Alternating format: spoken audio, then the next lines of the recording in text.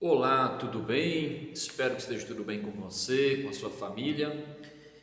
Aqui é o canal Bereano Básico e hoje estamos dando continuidade à sériezinha sobre dispensacionalismo, ok?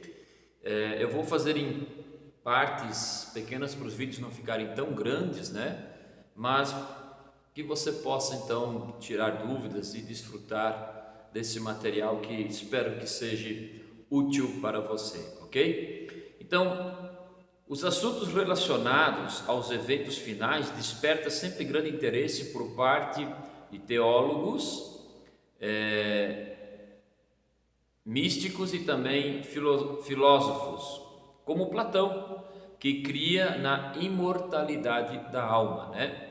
No campo da teologia, que estuda os assuntos divinos, Theos, Deus, e Logos, assunto, palavra, temos a disciplina chamada escatologia, que trata sobre os eventos finais. Então, a definição de escatologia, né?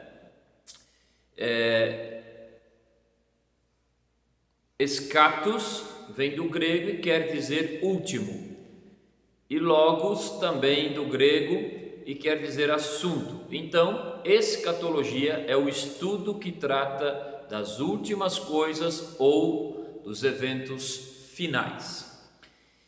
O objetivo desse estudo, então, é ajudar a compreender de forma mais simples e clara possível, né, quais são os eventos finais e a sequência de cada um deles, nos ajudando assim a crescer tanto na fé como na esperança de estarmos brevemente com Cristo e despertarmos para a responsabilidade com aqueles que não conhecem a Jesus. Então a escatologia, ela trabalha esses pontos, né? No sentido de nos trazer amadurecimento, nos fazer ficar mais firmes, né, em Cristo, alimentando ainda mais a nossa esperança da sua vinda e da sua justiça plena, e também trazendo uma responsabilidade para nós cristãos em relação à pregação e alertar e pregar, né, aqueles que ainda não conhecem a Cristo. Então, será aqui abordado assuntos sobre eventos finais, né, dentro de uma visão pentecostal, né? Porém, vale lembrar que algumas denominações variam na sua maneira de ver sobre quando se dará a volta de Jesus, a sequência dos eventos, dentre outros pontos, como eu já falei em outro vídeo. No entanto, pentecostais, batistas, presbiterianos e outras denominações concordam no ponto mais importante e inegociável: Jesus voltará. Amém? Isso então é maravilhoso. Claro que nós não vamos aqui conseguir esgotar o assunto dentro dessa série, porque é um assunto muito vasto, muito grande, né? Então, eu vou me ater aqui dentro do dispensacionalismo, né? Uma visão futurista, pré-milenista, pré-tribulacionista, que é a visão mais aceita dentro das igrejas pentecostais, e acredito que as neopentecostais também. Então, David Hunt disse com precisão: teríamos de ser como... Só um pouquinho que eu vou ajeitar aqui um pouquinho melhor, está um pouco longe. Aí. Isso, desculpa aí David Hunt disse com precisão: teríamos de ser como Deus para que tudo fosse provado e racionalizado para nós. Obviamente, não somos como Ele, somos finitos e Deus é infinito. Simplesmente não temos a capacidade de compreender tudo sobre Deus e seu universo. Portanto, precisamos confiar nele quando nos fala sobre coisas que não podemos compreender de forma plena. Na verdade, isso é fé. Então, há coisas que Deus revelou a nós e conseguimos compreender, algumas com uma certa facilidade, é muito clara, outras precisam se aprofundar, mas há coisas que Deus deixou na esfera divina, no seu universo, e que seres finitos e mortais como nós não conseguiríamos compreender. Então, aí está a fé, confiar em Deus em todas as circunstâncias, ok? Daniel também não ousou desvendar por conta própria os mistérios futuros, isso é importante. Eu, pois, ouvi, mas não entendi, por isso eu disse: Senhor meu, qual será o fim dessas coisas? Daniel 12:8. Então, Daniel foi muito prudente dentro daquilo que Deus havia revelado a ele, né? E é engraçado, Daniel, que é um homem inspirado por Deus, né? E a sua mensagem, sua palavra foi inspirada por Deus, tanto que está no cânon sagrado. Ele teve temor em querer deduzir, interpretar ou achar algo a respeito do que Deus havia lhe revelado. Mas hoje nós vemos pessoas, né, incultas, pessoas sem nenhum tipo de estudo sincero, mas pior do que não ter estudo, pessoas que não têm nenhuma vida piedosa, não tem vida de oração, não tem vida de buscar a Deus com piedade, com honestidade, com base bíblica, e de repente querem interpretar tudo no achismo, nas teorias conspiratórias. Não estou dizendo que não existem conspirações, né? Mas temos que tomar cuidado, porque esse é um ponto bastante polêmico. Porém, veja que se um homem que foi inspirado a tal ponto de ter um livro no cânon sagrado, teve cuidado em julgar o que Deus havia revelado para ele, ele esperou de Deus e confiou em Deus pelas revelações, ele orou, ele clamou a Deus, quanto mais nós, né, temos que tomar cuidado, porque nós temos um padrão que é as Escrituras. Então, nada do que nós dissermos ou que disserem para nós pode fugir das Escrituras. Por quê? Porque as Escrituras não vão se contradizer, elas precisam ser interpretadas e compreendidas dentro dos seus contextos, respeitando as regras de interpretações. Muitas vezes precisamos ir aos originais, né? E aí é uma dificuldade, porque eu pessoalmente não conheço pessoalmente, né? Já pela televisão, pelo Facebook, pelas redes sociais, eu já vi pregadores que são hebraístas, que falam grego, né?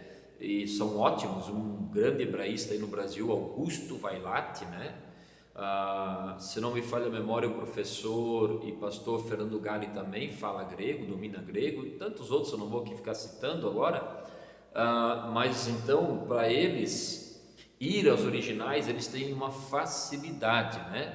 E nós, eu ainda estou estudando, se Deus permitir, até o dia da minha morte, eu quero pelo menos fazer um cursinho básico de grego e hebraico, mas não no sentido de promover algum exibicionismo, né? Mas para realmente ter mais facilidade e acesso aos originais, ao que os textos falam na sua língua original. Isso ajuda bastante, né? Então, sempre temos que ter o cuidado de ter a Bíblia como padrão. Também tem um detalhe: se não é porque eu não tenho um seminário, de repente não domino uma teologia sistemática, ou talvez você que me assiste, que você deve desanimar ou desistir. Não, a Bíblia está acima disso, ela é a palavra de Deus, certo? Você deve ter todo o cuidado e respeito quando vai ler, procurar compreender, mas ela é a palavra de Deus. Porém, talvez eu e você não tivemos a oportunidade de estarmos num grande seminário, dominar uma teologia sistemática, mas nós conhecemos pessoas, né? Homens que são referências, que levam as Escrituras a sério. Então, louvado seja Deus pela vida deles, ok? Então, nós vamos hoje falar do primeiro evento que acontece dentro do dispensacionalismo, que é o arrebatamento, certo? O acontecimento, ou os acontecimentos estão em sequência, né? Começaremos então aqui pelo arrebatamento. que é o primeiro evento nos ares, esse no caso do dispensacionalismo pré-milenista e pré-tribulacionista. Para todo cristão que ama a Deus e obedece a sua palavra, o evento mais esperado é a volta de Jesus para buscar a sua noiva, né? Então, é conhecido como arrebatamento. Então, o evento mais esperado dentro dessa linha escatológica agora é a volta de Cristo, no sentido de ele arrebatar a igreja aqui antes, né, da grande tribulação, né? Isso para quem crê dessa forma pré-tribulacionista. Quem é mid-tribulacionista, Jesus vem lá no meio da grande tribulação, quando o anticristo então se revelar e enganar Israel, sendo ele o falso Messias, né? E há outros que creem que Jesus então vem no final da grande tribulação.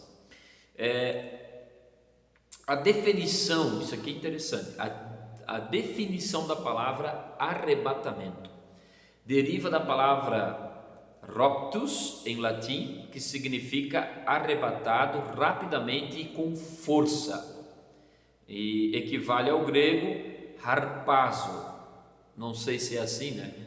Ainda não falo grego, mas creio que seria essa a pronúncia, harpazo, que significa arrebatado, agarrar, raptar. Então a ideia de arrebatamento é uma retirada brusca, é arrancar da terra, é a ideia de um piscar de olhos, assim como o relâmpago aparece, ele viaja para o outro lado, né? Então é muito rápido, é um evento que será muito rápido, essa é a ideia, né?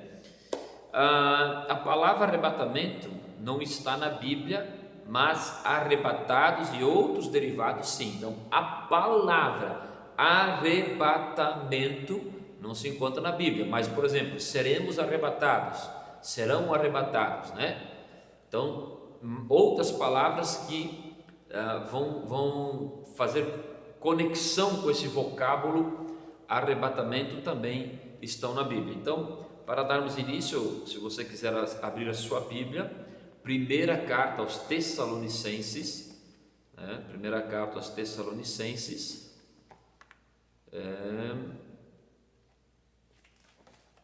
no capítulo, deixa eu só me ajeitar aqui um pouquinho, que a minha bancadinha aqui é um pouco pequena, mas vai dar tudo certo. Então, primeira carta aos Tessalonicenses, no capítulo 4, primeira carta aos Tessalonicenses, capítulo 4, e o versículo 17 diz assim, versículo 17,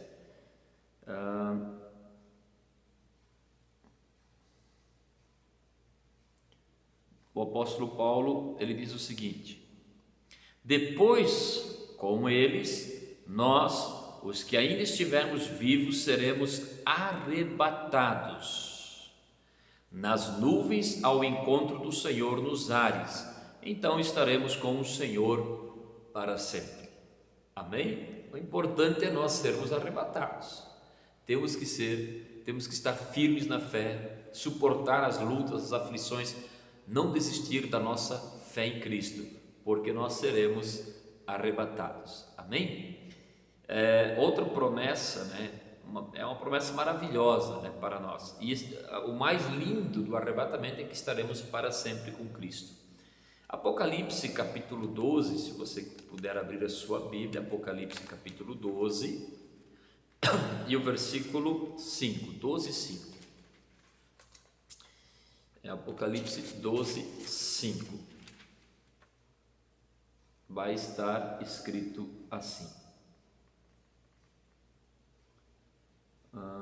a mulher deu à luz um filho, que governará todas as nações com cetro de ferro, e ele foi arrebatado para junto de Deus e de seu trono. Quem é esse filho então? Esse filho é o próprio Senhor Jesus, né? Ele foi arrebatado, ele foi levado para junto do trono de Deus, e ele é quem governará com cetro de ferro lá no milênio. 2 Coríntios 12, 2, se você puder abrir, 2 Coríntios 12, 2,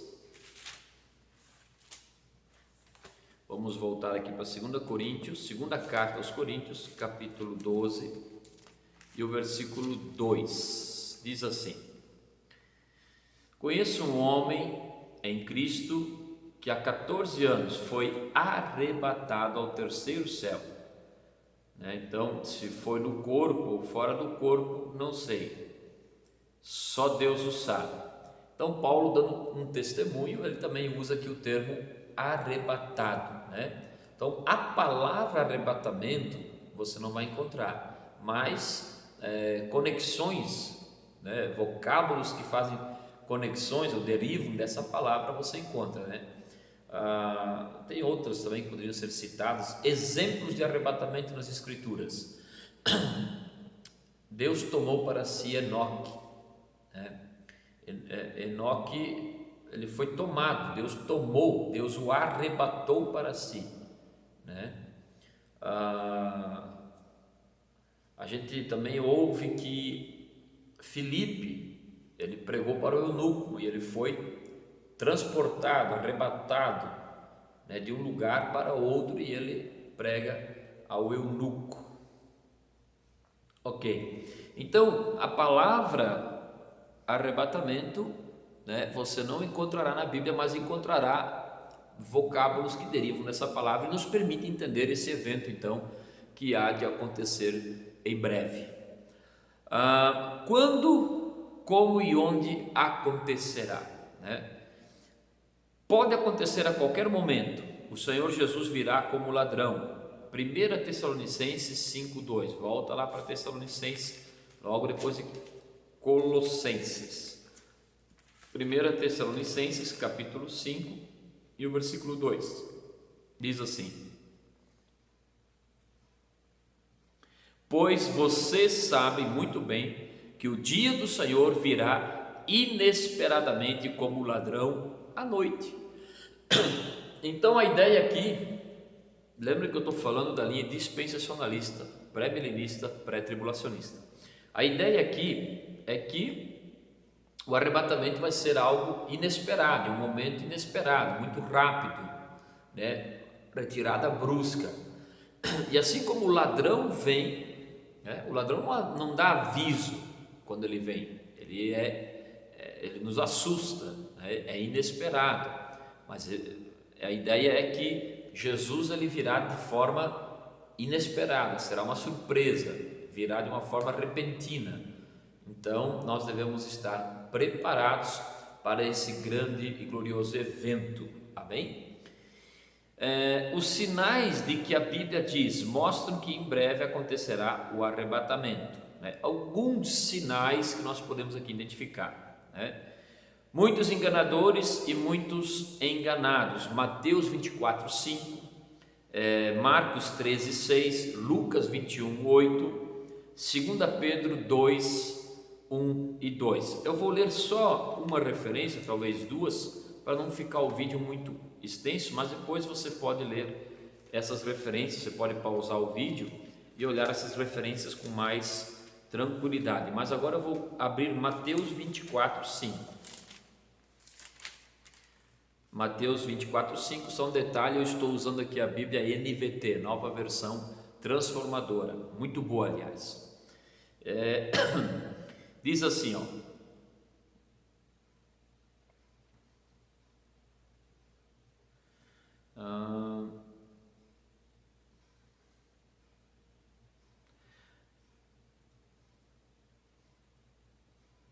pois muitos virão em meu nome, dizendo: Eu sou o Cristo, e enganarão muitos. Então esse é um grande sinal, que nós devemos estar atentos. Um dos grandes sinais que o fim está próximo, que a vinda de Cristo está próxima, é a multiplicação de enganadores, de falsos profetas, de falsos pregadores, que podem ser pastores, apóstolos, padres, pais de santos, desigrejados, e a lista é grande. Então tem surgido uma gama de pregadores ou pessoas que se intitulam líderes espirituais e que utilizam a Bíblia para enganar, na verdade. Porque eles operam o erro, eles creem de forma equivocada, eles estão enganados e estão enganando a outros, são cegos guiando cegos. Mas isso não nos exime da culpa, porque nós temos acesso às Escrituras, nós temos acesso à verdade, né? Então a ignorância não vai me defender, a ignorância não vai me defender, e muito menos a má intenção, né? Então ambas as duas situações, em termos de estudo, conhecimento, devem ser evitadas, certo? Segundo sinal que nós podemos perceber, então, guerras e rumores de guerras. Mateus 24, 6 e 7, Marcos 13, 7 e Lucas 21, 9. Então nós vamos ler Mateus 24, 6 e 7, continuando aqui do 5.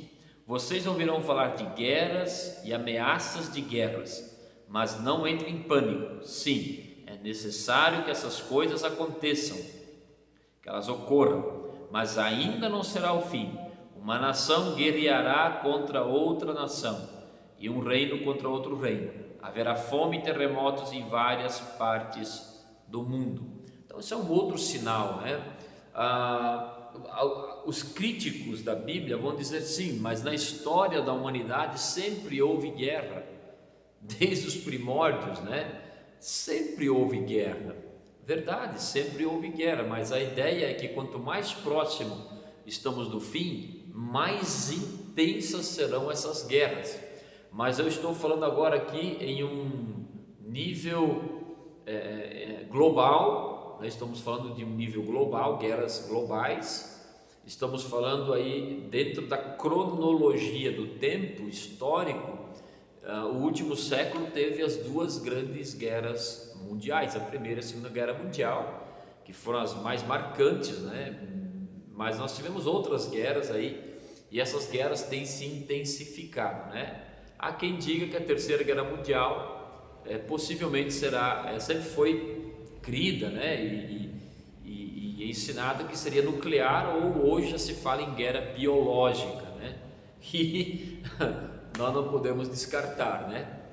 Ok, essas guerras então, guerras, nações contra as nações, terremotos, fomes, pestes, elas têm se intensificado. Isso é um sinal, né?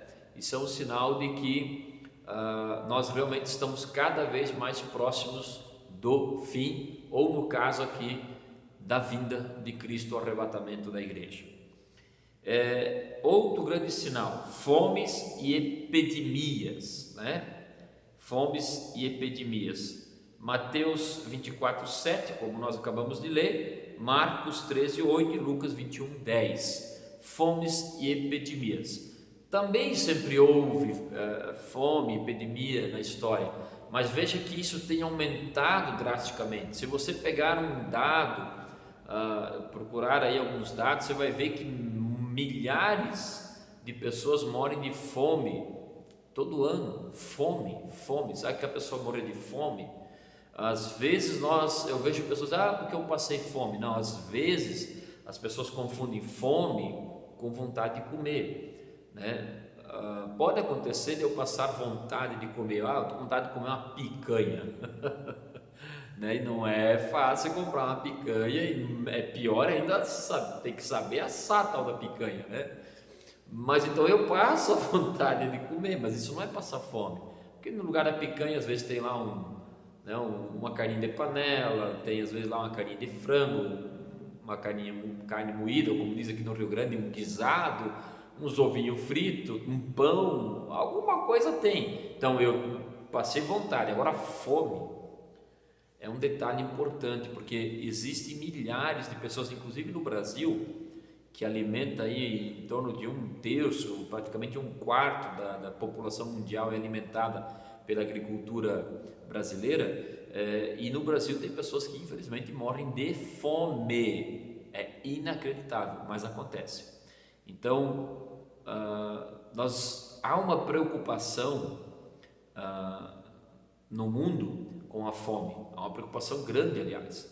Tem países que estão com sérios problemas de abastecer seus mercados e o sustento de suas populações, tanto na questão de água potável quanto a questão de comida mesmo, né? Então, é uma situação séria. Há uma estimativa aí, eu não lembro, não sei se é a ONU que dá esse dado, que a fome aumentará drasticamente nos próximos anos por a demanda, né? É muita gente para comer, a demanda não dá mais conta. Então nós vamos ver aí um novo mundo surgindo aí na nossa frente nos próximos anos, se Cristo não vier, amém? Um cenário assim bem diferente do que a gente é acostumado ou já ouviu. Hoje você já ouve falar em ração para humanos. É possível nós chegarmos nesse ponto, é possível, ok? É só uma suposição. Outro grande sinal, e eu, para não deixar o vídeo muito comprido hoje, eu vou terminar com esse: terremotos e coisas espantosas, né? Vamos dar uma olhadinha então, as referências: Mateus 24:7, Marcos 13:8, Lucas 21:11. Vamos dar uma olhadinha aqui no livro de Lucas 21:11. Lucas 21:11. Eu vou terminar com esse sinal e o próximo vídeo a gente continua, para o vídeo não ficar tão extenso, nesse sentido de o tempo, né? Poder administrar bem o teu tempo aí, você que queira realmente estudar esse assunto. Então 21:11 de Lucas. No 10 em diante ele já diz, e continuou: uma nação guerreará contra a outra e um reino contra o outro. O 11: haverá grandes terremotos, fomes e pestes em vários lugares, e acontecimentos terríveis e grandes sinais no céu. Então todas essas coisas que estão acontecendo, ainda não num nível tão elevado, mas estão acontecendo, a ideia é que daqui para frente elas vão se intensificar. Essas guerras, fomes, pandemias, pestes, terremotos, né? Desastres naturais. Então a ideia é que isso vai se intensificar. Por quê? Porque a Bíblia diz que a própria natureza geme por causa do pecado da humanidade, do homem, e ela aguarda, né? Ela está na expectativa, aguardando a manifestação, a revelação dos filhos de Deus para a redenção. Então a própria natureza, ela também sente os impactos, os efeitos do pecado, né? Então esses são os sinais que hoje eu vou estar passando. Eu vou repetir aqui e daí eu vou encerrar o vídeo hoje para não ficar tão extenso, ok? Os sinais que a Bíblia diz mostram que em breve acontecerá o arrebatamento. Quais são esses sinais? Primeiro, muitos enganadores e muitos enganados, ok? Mateus 24:5, Marcos 13:6, Lucas 21:8, 2 Pedro 2:1 e 2. Segundo sinal, guerras e rumores de guerras. Mateus 24:6 e 7, Marcos 13:7 e Lucas 21:9. Terceiro, fomes e epidemias, né? Mateus 24:7, Marcos 13:8, Lucas 21:10. Quarto, terremotos e coisas espantosas. Mateus 24:7, Marcos 13:8, Lucas 21:11. Ok? Estamos falando sobre dispensacionalismo, pré-milenista, pré-tribulacionista, que tem uma visão futurista, e o primeiro evento tratado dentro dessa linha escatológica é o arrebatamento. E no próximo vídeo estarei então dando continuidade e, se der, até a conclusão, ok? Grande abraço, fique com Deus, fique firme na fé, porque nós cremos sim na graça, no poder e na promessa de Deus, amém? Grande abraço, até o próximo vídeo.